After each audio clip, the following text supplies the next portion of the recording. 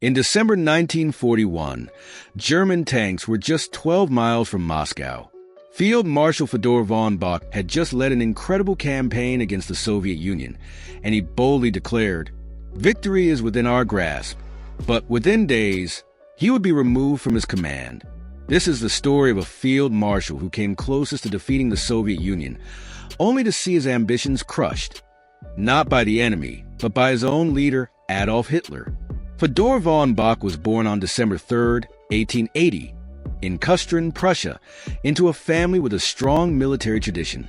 His father, Moritz von Bock, had fought in the Franco-Prussian War, and his uncle, Max von Bock und Pollock, had led German forces in World War I. Fedor's military path was set early when, at the age of 8, he entered the Gross-Lichterfeld Cadet Academy in Berlin. By the time World War I broke out in 1914, Bock had already achieved the rank of captain. During the war, he showed exceptional skill in mobile warfare and earned Prussia's highest military award, the Pour le Mérite. The aftermath of Germany's defeat in World War I deeply affected Bock. The humiliation of the Treaty of Versailles and the fall of the German monarchy challenged his loyalty to the crown. In the 1920s, Bock became involved in the Black Reichswehr, a secret military force that allowed Germany to keep some of its military strength despite the treaty's restrictions.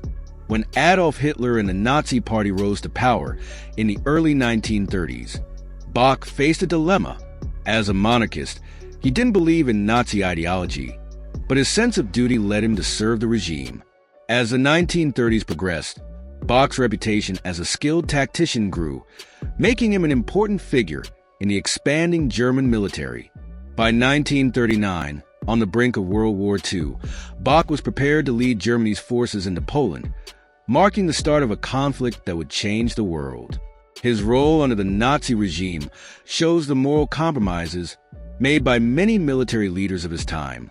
While Bock didn't embrace Nazi ideology, he helped shape the military strategies that led to Germany's early successes. In September 1939, as Europe teetered on the edge of war, Bock led Army Group North during the German invasion of Poland. The operation demonstrated the power of Germany's blitzkrieg tactics, speed, coordination, and overwhelming force, capturing Poland in just 5 weeks. The cost was devastating, as 531 towns and villages were destroyed. In May 1940, Bock took command of Army Group B for the invasion of France. The plan was to bypass the heavily fortified Maginot Line, which caught the Allies off guard and led to a swift German victory. In just 6 weeks, France, once one of Europe's strongest powers, was defeated. As a result, Hitler promoted Bock to Field Marshal on July 19, 1940. But behind the scenes, tensions were brewing between Bock and Hitler, which would soon come to a head. When Operation Barbarossa began in June 1941, Bock was in command of Army Group Center with the goal of capturing Moscow. The operation began with huge successes, as Bock's forces captured key cities like Minsk and Smolensk. However, Bock disagreed with Hitler's approach. He believed that a fast and direct push to Moscow was critical, but Hitler insisted on encircling Soviet armies first. This disagreement caused increasing tension between Bock and Hitler. By autumn 1941, Bock launched Operation Typhoon, a massive offensive aimed at capturing Moscow. He commanded 1.5 million men, more than in the original invasion. Initially, his forces achieved significant encirclements, capturing about 650,000 Soviet soldiers. But problems soon arose. The weather turned against the Germans, turning the roads into muddy quagmires that slowed the advance. Bock, frustrated, ordered flanking maneuvers, but the supply lines were already overstretched. The Germans were losing vehicles and men to the mud, and as winter arrived, temperatures dropped to minus 45 degrees Celsius, creating new challenges. Meanwhile, Moscow's defenses were growing stronger. Marshal Georgy Zhukov, appointed to defend the city, mobilized civilians to help build defensive lines. The German advance slowed as Soviet resistance grew fiercer. By December 6, 1941, Zhukov launched a major counteroffensive, pushing Bock's forces back. The Germans were forced into a retreat, suffering heavy losses. By December 13th, they had been pushed back more than 80 kilometers from Moscow. Over 100,000 men, 300 tanks, and thousands of vehicles and artillery pieces were lost. The failure of Operation Typhoon marked a significant turning point in the war, and the myth of German invincibility was shattered. On December 18, 1941, after the failure of the Moscow campaign, Hitler dismissed Bock, citing health reasons. The true reason, however, was that Hitler had lost confidence in him. Despite this, Bock's career wasn't over.